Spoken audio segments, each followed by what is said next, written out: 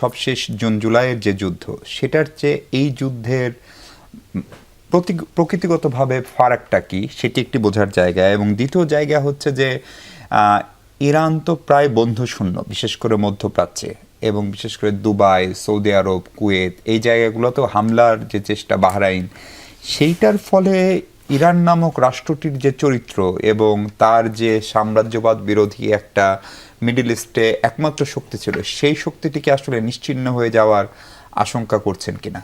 আমরা যদি 4000 বছরের ইতিহাস দেখি, তাহলে ইরানে কেউ কখনো টিকতে পারেনি।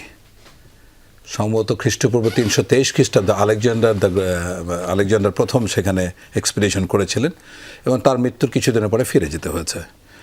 দ্বিতীয়বার যারা এক্সপিরিয়েন্স করেছিল সেখানে, সেটা মঙ্গলস, সেখানে চেঙ্গিস খান আসছিল, অনেক লোককে হত্যা করেছিল, তারপরে টিকতে পারেনি। এবং সর্বশেষ যারা করেছে অটোমান তুর্করা, রাইট?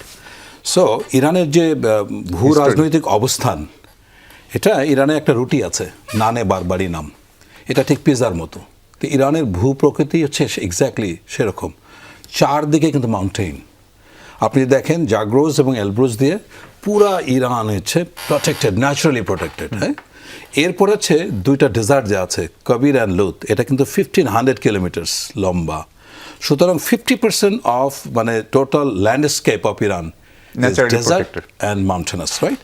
সুতরাং আমরা মিলিটারি পয়েন্ট অফ ভিউ থেকে কখনোই দখল বলবো না যতক্ষণ পর্যন্ত সেখানে ইনফ্যান্ট্রি বুট না যাবে, পদাতিক বাহিনী যতক্ষণ পর্যন্ত সেখানে না পৌঁছাবে ততক্ষণ পর্যন্ত এটাকে দখল বলা যাবে না। মানে ড্রোন মেরে তো আর দখল করা যাবে না।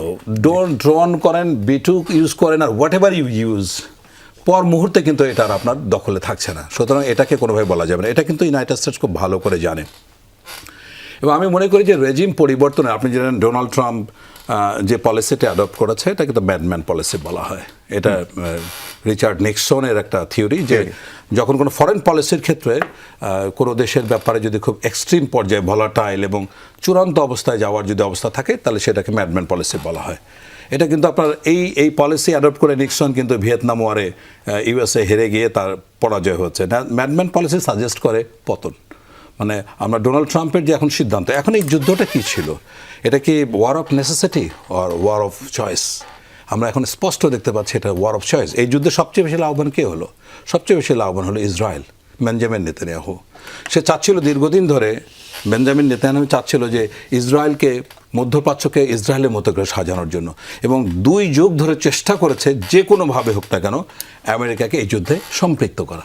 সেটা শুনল। এখন ডোনাল্ড ট্রাম্প দেখেন, আপনার প্রথম যে কথাটা, এই স্ট্রাইক শুরু করার সাথে সাথে যে কথাটা বলেছে, এলিমিনেট মানে হচ্ছে উচ্ছেদ করা।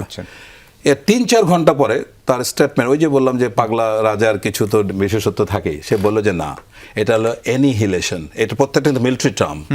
অ্যানিহিলেশন হচ্ছে গিয়ে ধুকে ধ্বংস করা বা ধুকে তাকে পরাজিত করা। এক্স্যাক্টলি সেটাতে গেছে। এখন রেজিম চেঞ্জ কি করতে পেরেছে? পারবে না।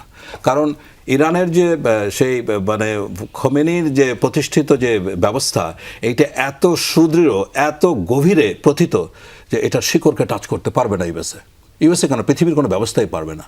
এখন দেখুন সর্বশেষ মানে ডোনাল্ড ট্রাম্প ঘোষণা করলো 5টা পয়েন্ট বললো কেন সে যুদ্ধটা করতে যাচ্ছে।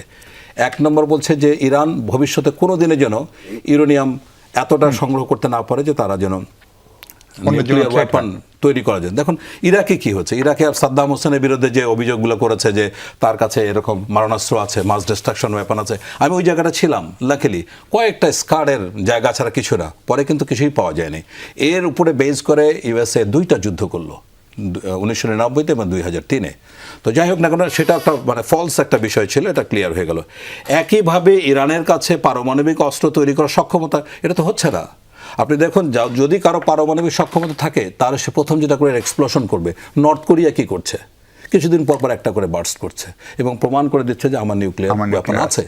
ইরান বা ইসরায়েলের যে কথাটা বলা হচ্ছে, তারা কিন্তু কোনোদিন প্রমাণ করতে পারেনি। সুতরাং কোনো পক্ষই পারেনি। যে 5টা পয়েন্ট কথা বলেছে, তার মধ্যে একটা যেমন নিউক্লিয়ার ওয়েপন যেন তৈরি করতে না পারে, তার নেভিকে ধ্বংস করতে চেয়েছে।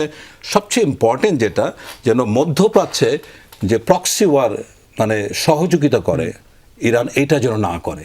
এবং লাস্ট পয়েন্টটা যেটা ছিল, সেটা হচ্ছে খুবই ইন্টারেস্টিং, এবং এইটাই হচ্ছে ইউএস ইন্টারেস্টের সবচেয়ে বড় কারণ, এমনভাবে ইরানকে শিক্ষা দেওয়া যেন পৃথিবীর কোনো শক্তি আর মাথা তুলে দাঁড়াতে না পারে। ওইদিকে ভেনেজুয়েলা থেকে নিকোলাস মাদুরোকে তুলে নিয়ে আসছে। এখন ইরানের প্রতি ইন্টারেস্টটা কি? ইরান কিন্তু পৃথিবীর ন্যাচারাল গ্যাসের 2 নম্বর এবং ক্রুড অয়েলের 3 নম্বর, এবং ইরানের সবচেয়ে বড় হাতিয়ার যেটা, সেটা হচ্ছে কিন্তু হরমুজ প্রণালী। এখানে মাত্র 36 কিলোমিটার, এবং এই পুরা জায়গাটাতে এখানে সবচেয়ে বেশি এফেক্টেড হতে গেছে চায়না, বাংলাদেশ সহ পৃথিবীর প্রত্যেকটা দেশ। এবং এটা এমন একটা ভয়াবহ যুদ্ধ হবে, যদি 15 দিনের পরে এই যুদ্ধ এক্সটেন্ড করে পুরো বিশ্ব অর্থনৈতিক ব্যবস্থা ভেঙে পড়বে, আমি এটা নিশ্চিত। আমরা